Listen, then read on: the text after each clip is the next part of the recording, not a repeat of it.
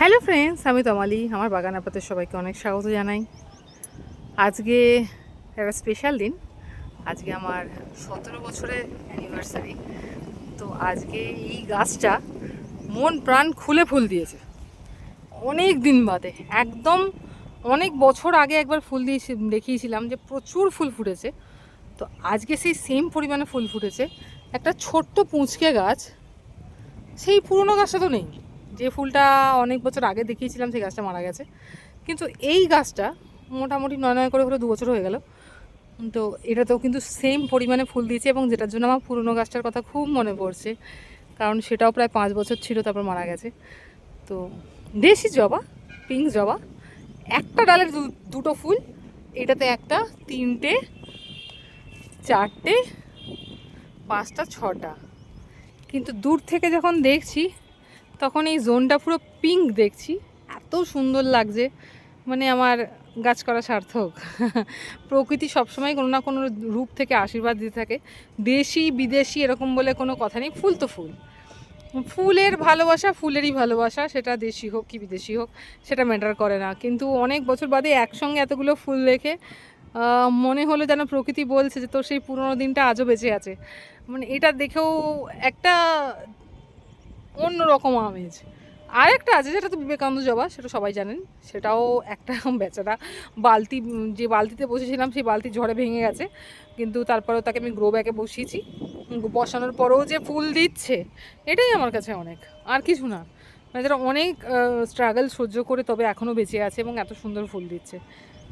আরও হয়েছে গাছ, কয়েকটা ছোট ছোট গাছ আছে এখানে, যেখানে ফুল দিচ্ছে এখন অনবরত দিচ্ছে, বাগান পুরো আলো করে আছে। সেটা হলো এই আজকাল পরশুর গাছ টিকোমা, আর এইখানে রইল প্লুমেরিয়া, প্রচুর ফুল দিচ্ছে। আর এদিকে নাকচম্পা, সেও ভালো ফুল দিচ্ছে। এখানে পিঙ্ক থোকা জবা, নতুন বাবুকে আবার পেয়েছি অনেক দিন বাদে। এর অলরেডি ভিডিও আবার দিয়েছিলাম, তো দেখে নেবেন প্লিজ। আর পুনে ভ্যারাইটি তো আছেই। এই গাছটার বয়স যে কত আমি নিজেই ভুলে গেছি, দেখতে হবে সবার প্রথম ভিডিওটা, তাহলে বুঝতে পারবো যে এই গাছটার বয়স কত।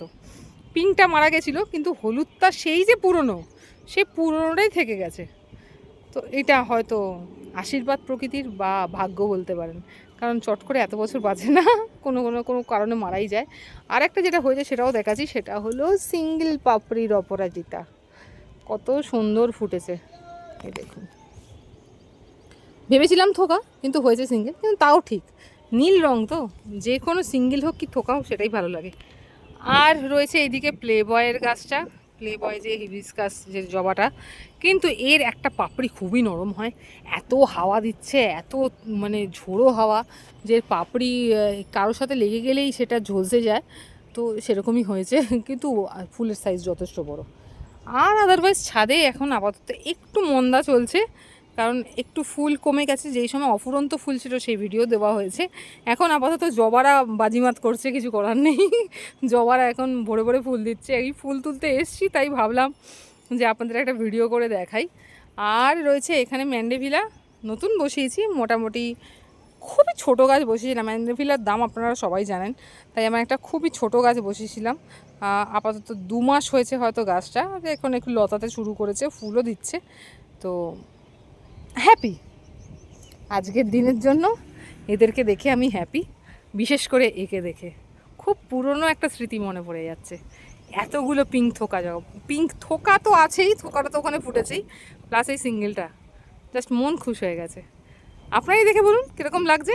আমার তো ভালোই লাগছে, এখনও গোছানো বাকি।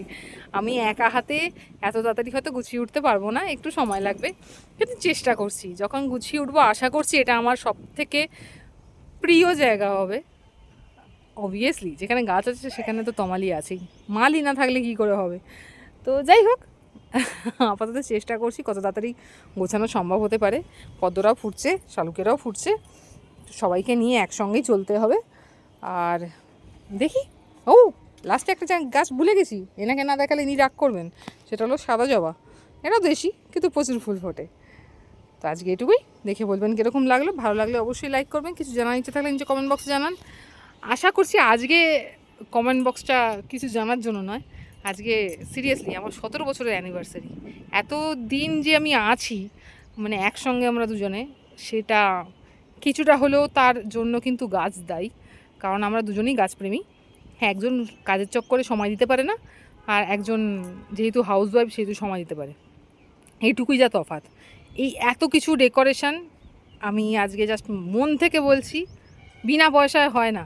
আর এই পয়সার ব্যাকআপ সাপোর্টে কিন্তু হাজব্যান্ড থাকে সবসময়, সেটা যে কেউ হয়ে যাক, যার বাগানই হয়ে যাক, সবাই এটা কিন্তু বিশ্বাস করবেন। সব সময় কিন্তু যে মেয়েরা চাকরি করছে বলে তার পয়সাতেই সব হয় তা নয়। ব্যাকআপে না বাবা থাকে না বর থাকে, এটা থাকতেই হবে, কিছু করার নেই। তো ব্যাকআপ সাপোর্ট না থাকলে না আছে শান্তি, আর না আছে কোনো শান্তিপূর্বক জায়গা। এটা কিন্তু মানতে হবে, কিছু করার নেই। আজীবন এটা মেনে চলে এসেছি এবং দেখে এসেছি জন্মগত, তো সেটা মানতে হবে। তো আজকে টোটালি ভিডিওটা অ্যাকচুয়ালি ডেডিকেট করছি আমার হাজব্যান্ডকে, কারণ আজকে আমার 17 ইয়ার অ্যানিভার্সারি, এটা ভাবাই যাচ্ছে না। আমি হইলাম পুচকে একজন, তার আবার 17 বছরের অ্যানিভার্সারি। মানে কি করবো, ছোটো বয়সে বিয়ে করলে যা হয় আর কি। তবে একটা ঠিক, কিন্তু ছোটো বয়সে বিয়ে করলে লাইফটাকে এনজয় করা যায় এবং তিল তিল করে গড়ে উঠতে দেখতে পাওয়া যায়, যে প্রত্যেকটা স্বপ্ন কীভাবে তিল তিল করে গড়ে উঠছে। একেবারে তো হাঁ করলেই তো চাপ পাওয়া যায় না, তো তিল তিল করে গড়ে ওঠা স্বপ্নের না একটা মাহাত্ম্যই আলাদা, যেটা সঙ্গে সঙ্গে পেয়ে গেলে সেটা হয়তো হয় না। তো আপনারাই বলবেন যে আমি যে কথাগুলো বললাম সেগুলো আদৌ সত্যি কিনা।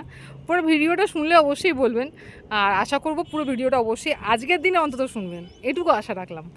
তো আজকে এইটুকুই, আগামীকাল আবার দেখাবে অন্য কোনো কাজের ভিডিও নিয়ে।